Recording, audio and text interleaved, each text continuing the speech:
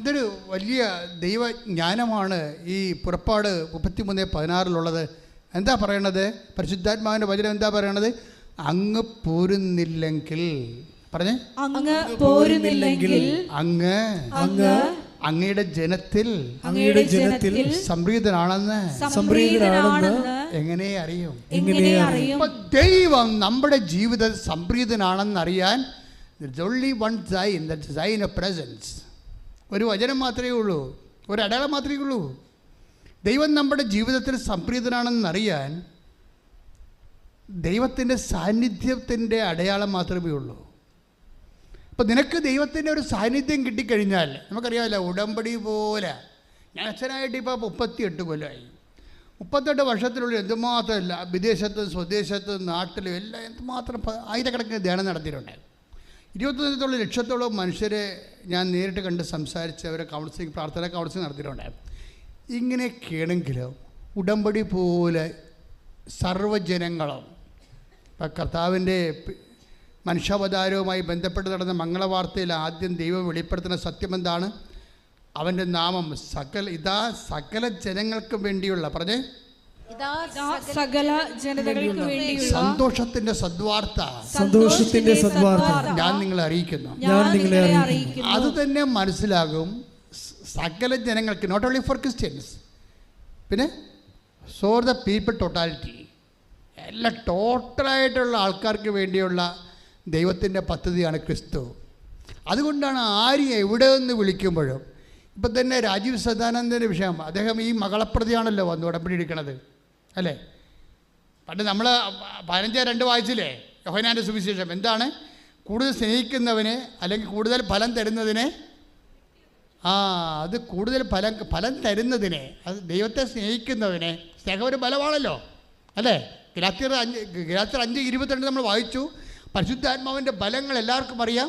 സ്നേഹം. അപ്പോൾ സ്നേഹം എന്താണ്? ദൈവസ്നേഹം എന്താണ്? പരിശുദ്ധാത്മാവിൻ്റെ ഫലമാണ്. അപ്പോൾ ദൈവസ്നേഹം കിട്ടിക്കഴിഞ്ഞാൽ പിന്നെ അടുത്ത എന്താണ്? ദൈവത്തിന് ഒന്നും മതി വരാത്ത ആളാണ്. എന്തുമാത്രം മതി വരിക എന്ന് വെച്ച് കഴിഞ്ഞാൽ, എൻ്റെ ദൈവ പൈതലെ, അത് മിണ്ടാണ്ടിരിക്കുന്നതാണ് ഭേദം. കർത്താവ് പറഞ്ഞൊരു വാക്ക് എപ്പോഴും കൂടം പോലെ എൻ്റെ ചങ്കിനടിക്കും. എന്താ ഈശോ പറഞ്ഞത്? B perfect as your heavenly father is perfect. അതായത് നിൻ്റെ സ്വർഗസ്ഥനായ പിതാവ് പരിപൂർണനായിരിക്കുന്ന പോലെയും നിങ്ങളും പരിപൂർണരായിരിക്കും. അപ്പം മതിവരാത്ത ദൈവം. ദൈവത്തെ സ്നേഹിച്ചാൽ എവിടെയെങ്കിലും കൊണ്ട് എത്തിക്കാവോ നിങ്ങൾ ധരിക്കരുത്. ഭർത്താവിനെ സ്നേഹിച്ചാൽ എവിടെയെങ്കിലും നമുക്ക് എത്തിക്കാൻ പറ്റും. ഭാര്യയെ സ്നേഹിച്ചാൽ ആ സ്നേഹം എവിടെയെങ്കിലും കൊണ്ട് നമുക്ക് എത്തിക്കാൻ പറ്റും. മക്കളെ സ്നേഹിച്ചാൽ എവിടെയെങ്കിലും എത്തിക്കാൻ പറ്റും. ദൈവത്തെ സ്നേഹിച്ചാൽ ഒരിടത്തും കൊണ്ട് എത്തിക്കാൻ പറ്റത്തില്ല. എന്താ കാര്യം? ദൈവം വീണ്ടും വീണ്ടും നിൻ്റെ സ്നേഹത്തിൻ്റെ ലെവൽ വർദ്ധിപ്പിക്കാൻ നോക്കും. എന്താ കാരണം എന്നറിയാവോ? സ്നേഹം വർദ്ധിക്കുന്ന അനുസരിച്ച് കൊണ്ട് നിൻ്റെ കൃപ വർദ്ധിച്ചുകൊണ്ടിരിക്കും. കൃപ വർദ്ധിച്ചുകൊണ്ടിരിക്കുന്ന അനുസരിച്ച് കൊണ്ട് മഹത്വം വർദ്ധിച്ചുകൊണ്ടിരിക്കും. അതിനാണ് നിത്യത എന്ന് പറയുന്നത്. കൈയടിച്ച് ശ്രദ്ധിക്കട്ടെ.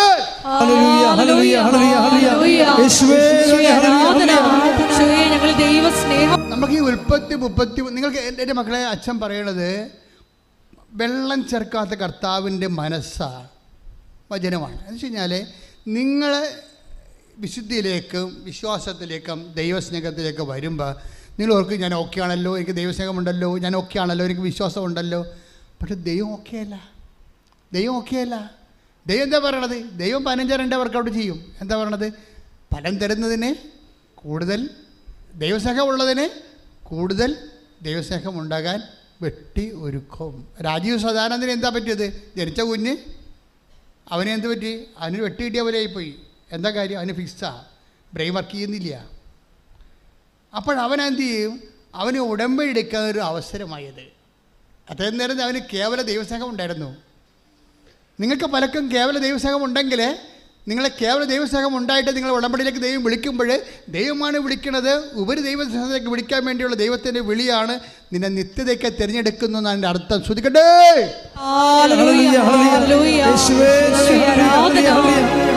എൻ്റെ ദൈവപൈതലെ, അതായത് നിൻ്റെ അനുദിന ജീവിതം ദൈവം ക്രമീകരിക്കും. തീർച്ചയായിട്ടും നിൻ്റെ അനുദിന ജീവിതം നീ വിചാരിക്കുന്നതിനേക്കാളും മനോഹരമായി ക്രമീകരിക്കും.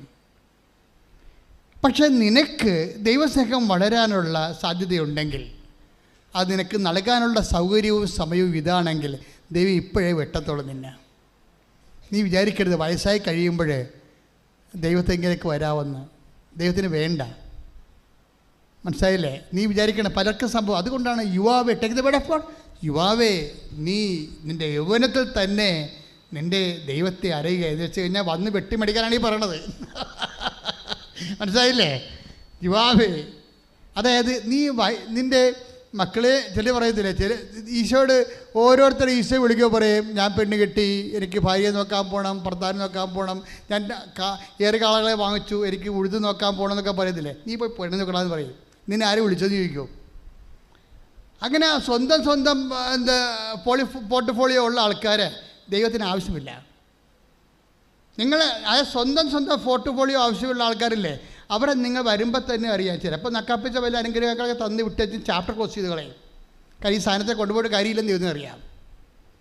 അതാണ് എൻ്റെ വിഷയം. അതാണ് അത് നമ്മൾ ദൈവത്തോട് അടുക്കുമ്പോൾ വളരെ ശ്രദ്ധിച്ച്. കാര്യം നിത്യതയാണ്. ഈ ക്രിസ്തു ക്രൂശിക്കപ്പെട്ട സാഹചര്യം എന്താണ്? കർത്താവ് എന്താ പറഞ്ഞത്? എന്നോട് കൂടെ സഹിക്കുന്നവർ എന്നോട് കൂടെ നേടും. എന്താ പറയുക? നിത്യതയെ ഉദ്ദേശിക്കുന്നത്. അപ്പോൾ നിത്യതയ്ക്ക് വേണ്ടി നിന്നെ സെലക്ട് ചെയ്ത് കഴിഞ്ഞാൽ അതിൻ്റെ ഇൻസ്റ്റാൾമെൻറ്റ് അടക്കാൻ പറയും. ഇടയ്ക്കിടയ്ക്ക് ഇൻസ്റ്റാൾമെൻറ്റ് അടച്ചോണ്ടിരിക്കണം. ഞാനിങ്ങനെ അടച്ചടച്ച് തളർന്നിരിക്കും. പല കാര്യമുണ്ട്. എനിക്ക് കിട്ടിയ അസുഖം വരെ പല കാര്യമുണ്ട്. നീക്ക് മുഴുവനും തൊഴിലത്ത് ആപ്പെടുന്ന അസുഖം ഈ ക്രിസ്മസിന് ദിവസം സംഭവിച്ചതാണ്. മുഴുവനും ഒരു കാര്യമില്ല. മുഴുവനും ചൊറിഞ്ഞ് പൊട്ടിപ്പഴുത്ത് ആകപ്പെടുകളായി. അപ്പോൾ എന്ത് സംഭവം? അതായത് നമ്മൾ ക്രിസ്മസിനേക്കാൾ വലുതാണ് നമുക്ക് ദൈവം. അതാണ് വിഷയം. അത് വെരി അതാണ് പ്രശ്നം. നമ്മൾ ക്രിസ്മസിന് വേണ്ടിയാണ്. നമുക്ക് പണിയുണ്ടാക്കല്ലേ കർത്താവേ, ഞങ്ങളുടെ വീട്ടിൽ സമാധാനം ഉണ്ടാകണേ, അപ്പം വെള്ളം അടിക്കല്ലേ, അമ്മ പ്രശ്നം ഉണ്ടാക്കല്ലേ. നമ്മൾ ദൈവത്തെ ഉപയോഗിക്കുന്നത് നമ്മുടെ സമാധാനത്തിന് വേണ്ടിയാണ്. ദൈവം നമ്മൾ ഉപയോഗിക്കുന്നത് നമുക്ക് നിത്യതയ്ക്ക് വേണ്ടിയാണ്. കൈയടിച്ച് കർത്താവ്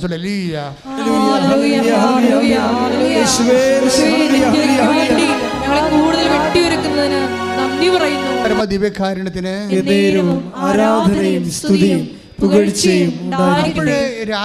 രാജീവ് ശിവാനന്ദൻ്റെ കുഞ്ഞിന് ഈ അസുഖം വന്നപ്പോൾ അവൻ ഉടമ്പടി എടുത്ത്. ഉടമ്പടി എടുക്കുന്നതിൻ്റെ പ്രധാനപ്പെട്ട കാരണങ്ങളൊന്ന്, കൊച്ചു സംസാരിക്കാത്തത് കൊണ്ട് മാത്രമില്ല, കുഞ്ഞിൻ്റെ കാലം ഒരു മുഴ വന്നു. അതാണ് പ്രശ്നം. അപ്പോൾ അതെന്തോ എങ്ങോട്ടായി മുഴ പോകണമെന്ന് അറിയാൻ പാടില്ലാതെ വിഷമിച്ച് വന്നിട്ട് പുള്ളിക്കാരൻ ഉടമ്പടി എടുത്തു. ഉടമ്പടി എല്ലാം വീട്ടിൽ കൊണ്ടുപോയിച്ചും പുള്ളിക്കാരൻ ഇവിടെ വരുമ്പോൾ അതായത് ദൈവത്തിൻ്റെ ഒരു അദ്ദേഹം പറയുന്നുണ്ടത്, ഇത് ഞാൻ ഇവിടെ വന്നു എന്ന് ഞാൻ പറയണില്ല, ദൈവം എന്നെ കൊണ്ടുവന്നു. കാര്യം ഇന്നൊരു മനുഷ്യന് വരാൻ പറ്റുന്ന ഏറ്റവും വലിയ ഇടമാണിതെന്ന് എനിക്ക് മനസ്സിലായി. ഒരു മനുഷ്യന് ദൈവത്തെ കണ്ടുമുട്ടാൻ പറ്റിയ അദ്ദേഹത്തിൻ്റെ സാക്ഷ്യം കേൾക്കുമ്പോൾ നല്ല രസമാണ്. അതായത് ഒരു മനുഷ്യന് ദൈവത്തെ അറിയുന്ന മനുഷ്യന്, അന്വേഷിക്കുന്ന മനുഷ്യന് വരാൻ പറ്റിയ ഏറ്റവും ടോപ്പ് ടൈമാണ്, ടോപ്പ് പ്ലേസാണ് അത്. അതായത് അദ്ദേഹത്തെ ഒന്ന് ഫീൽ ചെയ്ത്, അതായത് എന്നിട്ട് ഈ മനുഷ്യൻ കൊണ്ടുപോയി ഈ ഉടമ്പടി തൈലം കൊണ്ടുപോയി അപ്പൻ്റെയും കുഞ്ഞിൻ്റെയും, അപ്പനെയും മുഴയാണ്, അതിങ്ങനെ വീർത്തി വരിക കാലിൽ, കപ്പലെന്ന് കിട്ടിയതാണ്. കപ്പലെ പാമ്പൊന്നുമില്ല. പിന്നെ ഇത് എവിടുന്ന് ആരും എന്നെ കടിച്ചെന്ന് അറിയാൻ പാടില്ല എന്ന് പറഞ്ഞ ഭാര്യ പറഞ്ഞു. നിങ്ങൾ അതും പറഞ്ഞുകൊണ്ടിരിക്കല്ലേ, ഇതുകൊണ്ട് കാണിക്കാനുള്ള പാട്ടി കാണിക്കാൻ പറഞ്ഞു. അദ്ദേഹം കൊണ്ടുവന്ന് ഇവിടെ കാണിച്ച് എന്നിട്ട് കൊണ്ട് ഉടമ്പടി തൈലം കൊണ്ടുപോയി അങ്ങേരുടെ ആ മുഴുവനും പെരട്ടി. കുഞ്ഞിന് വേറെ എന്താ അസുഖമാണ്, കുഞ്ഞിനെ മുഴുവൻ പെരട്ടി. രാവിലെ എഴുന്നേറ്റ് നോക്കിയപ്പോൾ അങ്ങ് രണ്ടുപേരുടെ മൊഴി അപ്രത്യക്ഷമായി. എന്നിട്ട് അദ്ദേഹം പറഞ്ഞു, ഞാൻ എൻ്റെ കുഞ്ഞിൻ്റെ തൊണ്ടരൊക്കെ സംസാരിച്ചത്, ഇപ്പം കുഞ്ഞ് എന്തൊക്കെ തിങ്ങി വരുന്നുണ്ട്, ഇന്നലെങ്കിൽ നാളെ കുഞ്ഞ് സംസാരിക്കുമെന്ന്, അമ്മ സംസാരിപ്പിക്കുമെന്ന് എനിക്കറിയാം. പക്ഷേ അദ്ദേഹം പറയുന്നതിൻ്റെ അകത്ത് മുഴുവനും ഇങ്ങനെ ഒരു ദൈവ അനുഗ്രഹത്തിൻ്റെ ലെവലിനേക്കാൾ ഉപരി ദൈവത്തെ അനുഭവിക്കാൻ, കണ്ടുമുട്ടാൻ കഴിഞ്ഞതിൽ, അഭിമുഖീകരിക്കാൻ കഴിഞ്ഞതിൽ, ഒരു കൃത്യമായ ഒരു സ്ഥലത്ത് വന്ന് ദൈവത്തെ അഭിമുഖീകരിക്കാൻ അദ്ദേഹത്തിനൊരു സമയം കുറിച്ച് കിട്ടിയതിൽ ആ ജീവിതം കൊണ്ട് അദ്ദേഹം സന്തോഷിക്കുന്ന നമുക്ക് ആ സാക്ഷ്യത്തിൽ നിന്ന് അതിൻ്റെ ഒരു ഇലമർമ്മരം നമുക്ക് കേൾക്കാൻ പറ്റും. അദ്ദേഹം അങ്ങനെ സന്തോഷിച്ച് അത് പറയണത് മുഴുവനും, അദ്ദേഹത്തിൻ്റെ ടോക്ക് മുഴുവനും വളരെ ഹൃദ്യമായ അഭിഷേക സന്തോഷത്തിലാണത് പറയണതെല്ലാം. കാര്യം ദൈവത്തെ കണ്ടുമുട്ടാൻ കഴിയും. അപ്പോഴെന്താണ് ഈ കൂടുതൽ ഫലം പ്രകടിപ്പിച്ച്, ഈ മനുഷ്യൻ ആരും പഠിപ്പിക്കാതെ തന്നെ ദൈവം നേരിട്ട് പഠിപ്പിച്ച ആളാണ്. പക്ഷേ ദൈവത്തെ അത് മുതലാകാഞ്ഞത് കൊണ്ടാണ് ഉടമ്പടി എടുപ്പിച്ചിരിക്കുന്നത്. ഉടമ്പടി എടുപ്പിച്ചപ്പോൾ തന്നെ അടയാളം കാണിച്ച്, ഉടമ്പടി എടുത്തിപ്പിച്ചതിനെ അടയാളം കാണിച്ചിട്ട് പിന്നെ രസമുണ്ട്. ഈ മനുഷ്യൻ്റെ മകൻ അതായത് വസ്കുലർ എന്നാ പരിപാടി, കാർഡിയോ വസ്കുലർ സർജറി പഠിക്കുകയാണ്. ജിഗ്മറിൻ്റെ മെഡിക്കൽ കോളേജ് പഠിക്കുക. ഇന്ത്യയിലെ 2ാമത്തെ മെഡിക്കൽ കോളേജാണ്. ഓൾ ഇന്ത്യ മെഡിക്കൽ കോളേജ് കഴിഞ്ഞാൽ പിന്നെ ജിഗ്മറാണ്, ജവഹർലാൽ നെഹ്റുവിൻ്റെ പേരിലുള്ള സ്ഥാപനം. അപ്പോൾ അവിടെ കാർഡിയോ വസ്കുലർ സർജറിയൊക്കെ പഠിക്കുകയാണ്. ഈ ഉടമ്പടി എടുത്തതിന് ശേഷം ഈ 2 അടയാളം കണ്ടപ്പോൾ ഇയാൾ ഭാര്യയോട് പറയുന്നുണ്ട്, നമ്മുടെ വീട്ടിൽ എന്തോ സംഭവിച്ചുകൊണ്ടിരിക്കണം കേട്ടോ, നമ്മുടെ വീട്ടിൽ എന്തോ സംഭവിച്ചുകൊണ്ടിരിക്കുകയാണ് എന്ന് വെച്ച് കഴിഞ്ഞാൽ അവർക്ക് ഫീൽ ചെയ്യുന്നുണ്ട്. എന്താണ് നമുക്ക് ഫീൽ ചെയ്യുകയെന്ന് വെച്ച് കഴിഞ്ഞാൽ പ്രസൻസ് എന്നാണ് എൻ്റെ അർത്ഥം. പ്രസൻസ് നമ്മൾ മറ്റ് വ്യക്തികളിൽ നിന്ന് വ്യത്യസ്തമായിക്കൊണ്ടിരിക്കും. അതാണ് ഉടമ്പടിയുടെ പ്രശ്നം. ഉടമ്പടി ചങ്കെക്കൊണ്ട് കൃത്യമായിട്ട് എടുക്കുന്നുണ്ടെങ്കിൽ നിങ്ങൾ മറ്റ് വ്യക്തികളും തമ്മിൽ ഇപ്പോഴും വ്യത്യാസമൊന്നുമില്ലെങ്കിൽ നിങ്ങൾ ഉടമ്പടിയിലല്ല. എന്തൊക്കെ ഇവിടെ കൊണ്ട് എഴുതിയിട്ടുള്ള കാര്യം സത്യമാണ്, അത് ഞാനും അംഗീകരിക്കുന്നുണ്ട്. കാര്യം പേപ്പർ കയ്യിലുണ്ടല്ലോ. പക്ഷെ ദൈവത്തിൻ്റെ മുമ്പിൽ അത് രജിസ്റ്റർ ആയിട്ടില്ല. ഉടമ്പടി രജിസ്റ്റർ ആയാൽ നമുക്കറിയാൻ പറ്റും, സാന്നിധ്യം ഫീൽ ചെയ്യും. വീട്ടിലെ ഉടമ്പടി രജിസ്റ്റർ ആയി കഴിഞ്ഞാൽ ഉടനെ സാന്നിധ്യം ഫീൽ ചെയ്യും. അപ്പോൾ ഈ രാജീവ് സദാനന്ദൻ പറയുന്നുണ്ട്, അതായത് ഇടീ നമ്മുടെ വീട്ടിൽ എന്തോ സംഭവിക്കുന്നുണ്ട്. എന്താ സംഭവിക്കണമെന്ന് വെച്ച് കഴിഞ്ഞാൽ അയാൾക്ക് മകനും അയാൾക്കൊരു സുഗന്ധാഭിഷേകം തോന്നിയപ്പോൾ അയാൾ വൈഫിനോട് ചോദിച്ചു, നിനക്ക് എന്തെങ്കിലും സ്മെല്ല് ഫീൽ ചെയ്യുന്നുണ്ടോ? അവൻ എനിക്കൊന്നും ഫീൽ ചെയ്യുന്നില്ല. അപ്പം മകൻ പറഞ്ഞ്, അപ്പാ എനിക്ക് ഫീൽ ചെയ്യുന്നുണ്ട്, എന്തോ ഒരു വല്ലാത്ത സുഗന്ധം, നമുക്ക് കേൾക്കാത്തൊരു സുഗന്ധം. അപ്പോൾ അയാൾ പറഞ്ഞു, അമ്മ വന്നിട്ടുണ്ടെന്ന് പറഞ്ഞു. പ്രസൻസാണ്, പ്രസൻസ്. ഈ പ്രസൻസ് ഫീൽ ചെയ്യുമ്പോൾ എന്താ പ്രശ്നം വെച്ച് കഴിഞ്ഞാൽ നിങ്ങൾക്കറിയാമല്ലോ, പ്രസൻസ് വന്നു കഴിഞ്ഞാൽ പിന്നെന്താ പറയണത്, പിന്നെ we will be a different people, മറ്റ് വ്യക്തികളിൽ നിന്ന് വ്യത്യസ്തമാകും. അതാണ് നമ്മൾ ഈ പുറപ്പാട് വായിച്ചത്. ഒന്ന് വായിച്ചേ, പുറപ്പാട് 33:16. അങ്ങ് പോരുന്നില്ലെങ്കിൽ അങ്ങ് എന്നിലും അങ്ങയുടെ ജനത്തിലും സംപ്രീതനാണെന്ന് എങ്ങനെ വെളിപ്പെടും? അങ്ങ് പോരുന്നില്ലെങ്കിൽ അങ്ങയുടെ ജനത്തിൽ സംപ്രീതനാണെന്ന് എങ്ങനെ വെളിപ്പെടും? അങ്ങ് ഞങ്ങളോടൊത്ത് യാത്ര ചെയ്യുമെങ്കിൽ, പറഞ്ഞേ, അങ്ങ് ഞങ്ങളോടൊത്ത് യാത്ര ചെയ്യുമെങ്കിൽ ഞാനും അങ്ങയുടെ ജനവും ഭൂമുഖത്തുള്ള എല്ലാ ജനതകളിൽ നിന്ന് വ്യത്യസ്തരായിരിക്കും. അതാണ് പ്രശ്നം. ഈ നമ്മൾ വ്യത്യസ്തമാക്കണത് എന്താണ്? പ്രസൻസാണ്. നിങ്ങൾ ഉടമ്പടി എടുക്കുമ്പോൾ IELTS എന്ന് പറഞ്ഞുകൊണ്ട് കാറിക്കു നടക്കരുത്. പ്രസൻസ് എന്ന് പറഞ്ഞുകൊണ്ടിരിക്കണം. മനസ്സിലായില്ലേ? അല്ല, നമ്മളേക്ക് വരുന്ന പ്രശ്നം നമ്മൾ ആ വിഷയത്തിലാണല്ലോ വരുന്നത്. മള കെട്ടിക്കണേ എടുത്തി വന്ന് ഉടമ്പടി എടുത്താൽ മള കെട്ടിക്കണേ. പിന്നെ അടുത്ത പ്രാവശ്യം ഉടമ്പെടുക്കും, മാള പ്രസവിക്കണേ, തീർന്ന്. ഈ ചേടത്തിന് മിക്കവാറും കാലപ്പഴി നടത്തിട്ടടിക്കാൻ സാധ്യതയുണ്ട് ദൈവം. കാര്യം എന്താണ്? ഇവർ വയറ്റിപ്പഴപ്പ് ക്രിസ്ത്യാനിയാണ്. ഇവർ ആ വയറ്റിപ്പഴപ്പിന് വേണ്ടി ഉപയോഗിക്കുന്നത്. നിങ്ങൾക്ക് ദൈവത്തെ വേണ്ട, മള കെട്ടിച്ചാൽ മതി, മള പ്രസവിച്ചാൽ മതി, നാളെ ഇല്ലേക്ക് അതിന് കെട്ടിയെടുത്ത് ഉടമ്പെടുക്കേണ്ട കാര്യമില്ല. എന്താ പ്രശ്നം വെച്ച് കഴിഞ്ഞാൽ, നിങ്ങൾ ഉടമ്പെടുക്കുമ്പോൾ ആദ്യം ഇവിടെ ദൈവത്തെ അറിയുന്നത് പറഞ്ഞാൽ presence. I need your presence. I want you different. I want be a different family. I don't be a different person. എന്താണ്? I need your presence. എനിക്ക് നിൻ്റെ സാന്നിധ്യം വേണം, എനിക്ക് വ്യത്യസ്തമായിരിക്കണം. എല്ലാവരുടെയും ആഗ്രഹം അതാണല്ലോ. എല്ലാവരുടെയും ആഗ്രഹം എന്താണ്? എല്ലാവരും വ്യത്യസ്തമായിരിക്കാനല്ലേ. ഞാനൊരു വീഡിയോ കണ്ടപ്പോൾ യൂട്യൂബിലൊരു ഫോട്ടോ ഉണ്ട്. ഒരു ഓന്ത മുതൽ എന്തോ സംഭവമാണെന്ന് അറിയാൻ പാടില്ല. മുടി വെട്ടിയിട്ട് ഒരുത്തൻ്റെ തലയിൽ ഒരു ഓന്ത കയറി അരണ കയറി ഇരിക്കുകയാണ്. അരണ മുകളിലിരിക്കണ പോലെ മുടി വെട്ടി വെച്ചിരിക്കുകയാണ്. എന്തിനാ കാര്യം? കണ്ട പെണ്ണുങ്ങളുടെ മുമ്പിൽ വ്യത്യസ്തമാകാൻ നോക്കുകയാണ്. കണ്ട പെണ്ണുങ്ങളുടെ മുമ്പിൽ ചില ആൾക്കാർ ഷഡ്ഡി കാണിച്ചുകൊണ്ട് വ്യത്യസ്തരാകും. പെണ്ണുങ്ങളെ മോശമില്ല കേട്ടോ, അവിടെ ഇവിടെയൊക്കെ വെട്ടിക്കീറിയിട്ടിട്ട് വിൻഡോയൊക്കെ വെച്ച് വ്യത്യസ്തരാകും, മറ്റുള്ളവരുടെ മുമ്പിൽ വ്യത്യസ്തരാകും. ഇങ്ങനെ വ്യത്യസ്തരായി കഴിഞ്ഞാൽ കുറച്ച് കഴിയുമ്പോൾ ചുണങ്ങൊക്കെ വരും, ചൊറിയൊക്കെ വരും. ശരീരത്തിൻ്റെ അവസ്ഥ കണ്ടില്ലേ? ജോസഫാണെങ്കിൽ പോലും പൊങ്ങുന്നുണ്ട്. ഇത്രയേ ഉള്ളൂ കാര്യം, ശരീരം ഇത്രയേ ഉള്ളൂ. ഇതിനകത്തൊക്കെ അധികം ഈ ശരീരം വെച്ച് അധികം അഭ്യാസം കാണിക്കരുത്, ദൈവത്തെ മറന്ന് ജീവിക്കരുത്. നിങ്ങൾക്ക് വ്യത്യസ്തരാകണമെങ്കിൽ ഒറ്റ മാർഗ്ഗമേ ഉള്ളൂ. എന്താണത്? അങ്ങ് ഞങ്ങളുടെ കൂടെ വരുമെന്നല്ലേ പറഞ്ഞേ.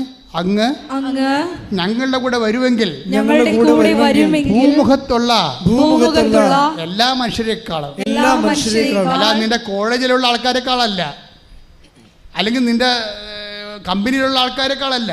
അവിടെ മുമ്പിൽ ആൾ കളിക്കാനാണല്ലോ നീ അഭ്യാസം കാണിക്കണത്.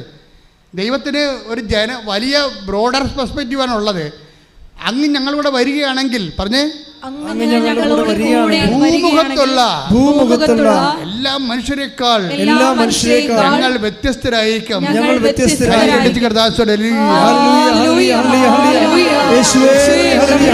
എല്ലാവരുടെയും കൂടെ അവിടുത്തെ സാന്നിധ്യം ഉണ്ടാകണമേ എന്ന് പ്രാർത്ഥിക്കുന്നു. എന്താ അങ്ങ് പറഞ്ഞ അങ്ങ് ഞങ്ങളുടെ കൂടെ വരികയാണെങ്കിൽ ഭൂമുഖത്തുള്ള എല്ലാ മനുഷ്യരെക്കാൾ ഞങ്ങൾ വ്യത്യസ്തരായിരിക്കും. നമ്മളെ വ്യത്യസ്തരാക്കണ എന്താണ്? ദൈവത്തിൻ്റെ സാന്നിധ്യമാണ്. രാജീവ് ശിവാനന്ദന് എന്താ സംഭവിച്ചിരിക്കുന്നത്? അവൻ വ്യത്യസ്തനാകാൻ പോകുകയാണ്. ഭൂമുഖത്തുള്ള എല്ലാവരെക്കാൾ വ്യത്യസ്തനാകാൻ പോകുകയാണ്. എന്താ സംഭവം എന്നറിയാവോ? ദൈവത്തിൻ്റെ സാന്നിധ്യം അവൻ്റെ കൂടെയുണ്ട്. അതിൻ്റെ എന്താണ്? ദൈവത്തിൻ്റെ സാന്നിധ്യം എന്ന് പറയുമ്പോൾ എന്താ പറയുന്നത്? പിന്നെ വർക്ക് ചെയ്യണത് എന്താണ്? മെറിറ്റല്ല വർക്ക് ചെയ്യണത്. Not by merit but by grace എന്ന് വെച്ചാൽ ബട്ട് ബൈ പ്രസൻസ് എന്ന് നടത്താം. നോട്ട് ബൈ മെറിറ്റ് എന്ന് വെച്ചാൽ നിൻ്റെ യോഗ്യതയാലല്ല, ബട്ട് ബൈ ഗ്രേസ് കൃപയാലാണെങ്കിൽ അത് കർത്താവിൻ്റെ സാന്നിധ്യത്തിലാണ്. കൈയടിച്ച് ശ്രദ്ധിക്കട്ടെ.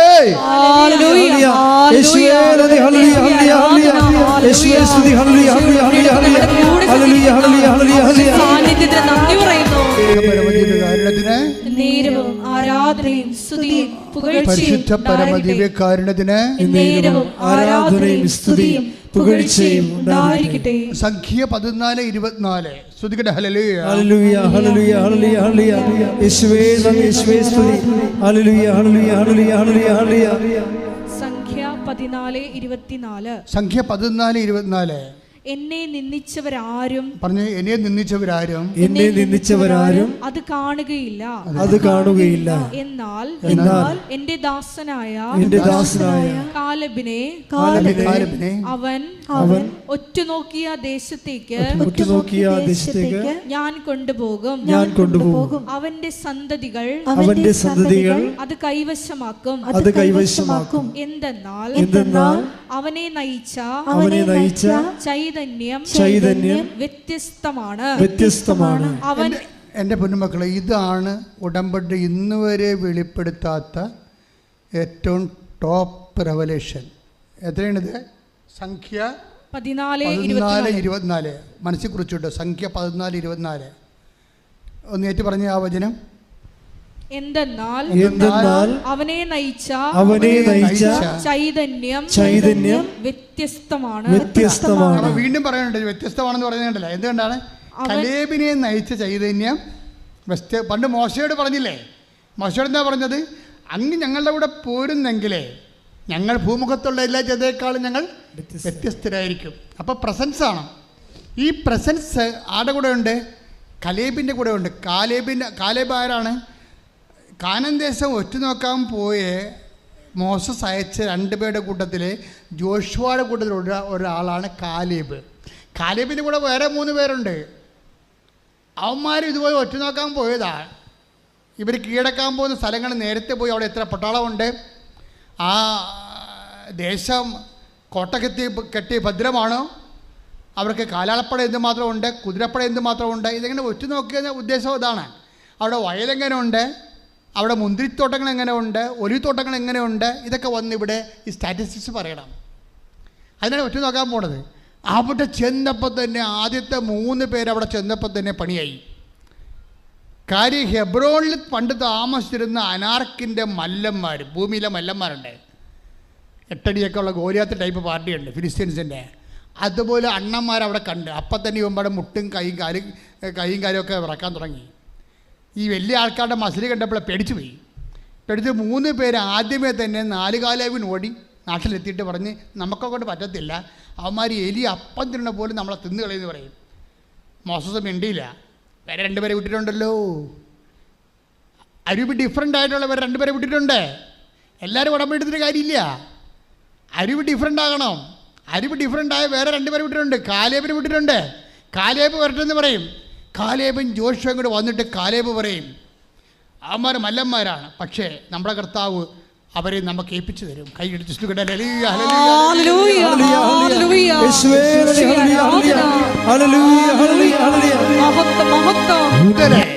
നിയോഗങ്ങളോട് കാലേബിൻ്റെ സമീപനമാണ് നല്ലത്. ഇവിടെ നിയോഗം എന്താ? കാനാൻ ദേശം ഒറ്റുനോക്കുക. അത് അസസ്മെൻറ്റ് ചെയ്യുക, എന്നിട്ട് റിപ്പോർട്ട് ചെയ്യുക. റിപ്പോർട്ട് ചെയ്ത ആദ്യത്തെ ആൾക്കാരെന്താ പറയണത്? നടക്കാത്ത കാര്യമാണ്, അവന്മാർ നമ്മളെക്കാൾ മല്ലന്മാരാണ്. അവിടെ നിന്ന് പറച്ച മുന്തിരി ഞങ്ങൾ കൊണ്ടുവന്നിട്ടുണ്ട്, 80 കിലോ ഉണ്ടെന്ന്. ഒറ്റ മുന്തിരി തൻ്റെ തൂക്കിക്കൊണ്ട് വന്നിരിക്കുകയാണ് 80 കിലോ. അപ്പോൾ ഇതുപോലെ തന്നെയാണ് അവിടുത്തെ മനുഷ്യരുടെ അവസ്ഥ. അത്രയും വല്ലന്മാരാണ്. അത് നമ്മുടെ കൊക്കിൽ ഒതുങ്ങാത്തതാണ്. നിയോഗം, അതാണ് നിയോഗം എന്ന് പറയുന്നത് ഉടമ്പടിയിലാണ്. ഇവിടെ നിയോഗം എന്താണ്? കാനാൻ ദേശം കീഴടക്കുക എന്നുള്ളതാണ് നിയോഗം. നീ എഴുതി വെച്ചിരിക്കുന്ന നിയോഗങ്ങൾ എത്ര നിയോഗമുണ്ട്? 6 നിയോഗങ്ങളുണ്ട്. അതാണ് നിൻ്റെ കാനാൻ ദേശം. നീ എത്ര നിയോഗം നീ എഴുതിയിട്ടുണ്ട്? 6. അതാണ് നിൻ്റെ കാനാൻ ദേശം. ആ കാനാൻ ദേശത്തെക്കുറിച്ച് കലേബ് പറഞ്ഞ പോലെ നീ പറയണം, ഈ 6ഉം എൻ്റെ കർത്താവ് എനിക്ക് ഏൽപ്പിച്ചു തരും. ശ്രദ്ധിക്കട്ടെ.